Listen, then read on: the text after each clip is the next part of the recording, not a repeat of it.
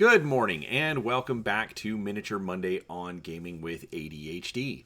Today we are continuing our look at the Konig Battle Fleet from Dystopian Wars, but today we're going to take a look at the assembled models and look at some of the details and just kind of give you my impressions on these models and how the assembly went. Now, if you like what I'm doing, please do make sure that you like the video, subscribe to the channel, put a comment down below, all of the things. I put out as much gaming content as I can. I've got all sorts of things from all over the tabletop spectrum, and I'd love for you to come along and see what I have to share. So, without further ado, let's get into this and take a look at it. Now, the first thing that I want to start with is just looking at the sprues after it's done being assembled. You get two different sprues. One is the cruiser and frigate sprue, and the other is the support squadron sprue.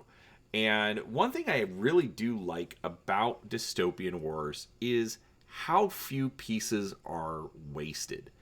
If you notice, there's a couple of little cannons here, a couple of extra parts for the carrier, the planes for the carrier deck. But that's about it. For the most part, all of the parts got used in this build.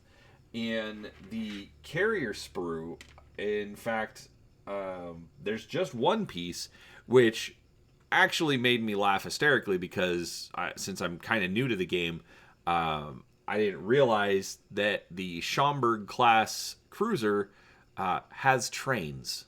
So they give you a train. I don't know why I think that's hilarious. I just do. So, needless to say, I was very, very amused and very happy to find a train on my sprue. But overall,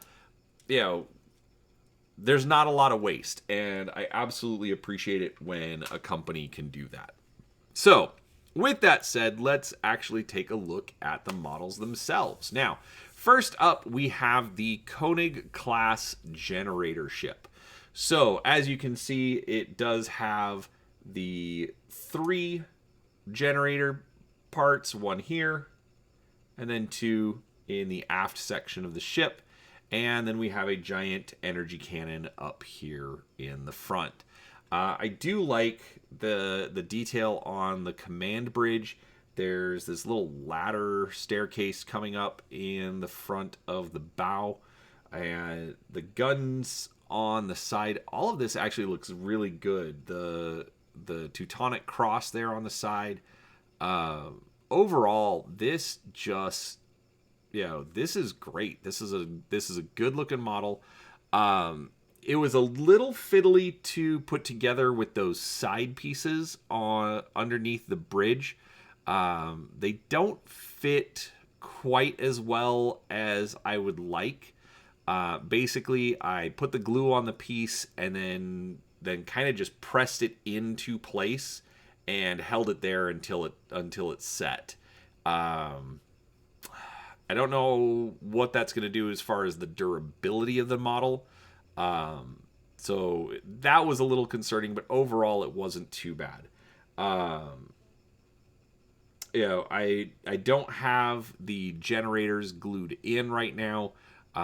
Most likely those will remain unglued so that I can swap out different parts depending on the game. I will actually show something in the painting video where not me painting, just the painted models themselves. How an easy way that you can actually do that. With all those individual pieces, having actually already cut them off the sprue. So, anyways, overall, I really like this model. It actually is a lot bigger than I was expecting, and just looks really nice. All right, so let's take that one off, and then our next one is the Ferdinand class cruiser. All right. Now, these were a little interesting to build. These train tracks here running along the deck, very interesting very interesting detail, especially because basically this gun battery and the bridge are sort of on these train units, and so you don't have to necessarily mount them all the way forward or all the way back.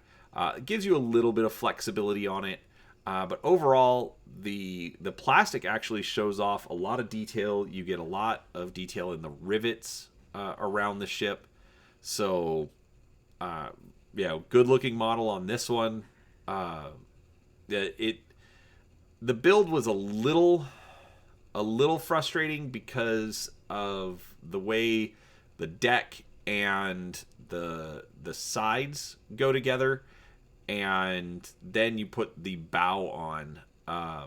So it was a little tricky there, but overall not too bad. I'll be honest, I was a little more frustrated with this build than I was with the Congo battle fleet, but overall not enough for me to complain. It was a little bit more finicky, as it were. Now we've got the Augustus class cruiser. As you can see, it's got the 2 giant cannon batteries.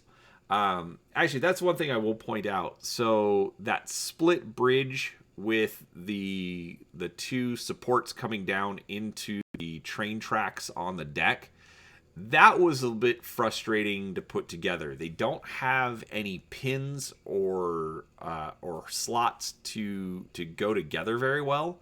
So you kind of have to just because they also only glue that low piece. Actually, as it's coming around, you can see that seam right there.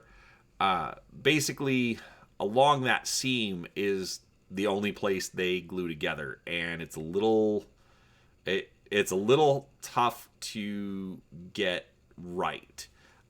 Because then the bridge itself just glues into it. There's probably a better way to assemble it.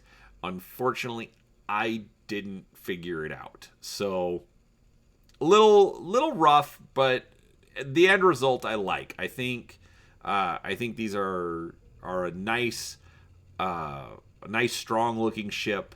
I like the dual exhaust in the back, so again, because it's the same hull, same kind of issues as with the Ferdinand, but overall not too bad. All right, we then have the Totem class destroyer. Now I went with the Totem class. The other option is the Sigimer? I'm not sure. But I ended up with the Totem class, which, if you look, it's kind of got these electrical cannon or Tesla cannon kind of weapons. They, like, basically I ran out of parts. The other standard cannon battery pieces, they don't give you enough of. So you end up having to use these. So I went with the Totem class because it's the parts that I had left. But overall, not a bad little build. It's a pretty simple ship. I believe it was the hull is a single piece, and basically you just you put in the exhausts into the deck, and then you put the bridge on top. So not too hard to get in there and get it assembled very quickly. But overall, a very clean looking model. Just a small little ship. All right, next we've got the Totem class, the Arminius class frigate. And so this ended up with the cannons because I had enough of those, and the Arminius didn't call for the electrical cannons. So that's why I put those on there. I may be missing something in the rules, but oh well, it's fine. Regardless, I like the build. This again, these little gun batteries and the exhaust, and then the bridge going on top. and then the gun in the front. That's really all you need to do to build it. So, especially for a ship that small to not have to deal with multiple hull pieces, I thought was really good. But that is all the ships. You do also get 2 tokens that we'll look at really quick.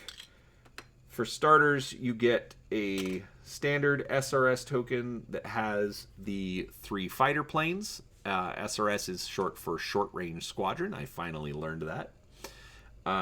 And then you also get a special SRS. So, a bit more of like a bomber-looking plane. Overall, obviously these are just discs that you cut out and glue onto the base. And, they're not necessary for this particular fleet, but because they do come on the sprue, they do give you the bases for them. So that's nice to have. So, last thing, I want to compare the actual sizes of the ships. So, yeah, here we go. All right, so for our Konig class generator ship, we're looking at about 5.5 inches, about 4 inches for each of the cruisers, about 1.75 inches for the frigate, and then just over 2 inches for the destroyer. Our SRS tokens are about 1.5 inches around, and there you go. So, what do you think? Are you interested in the Konig battle fleet? Are you playing the Imperium for Dystopian Wars?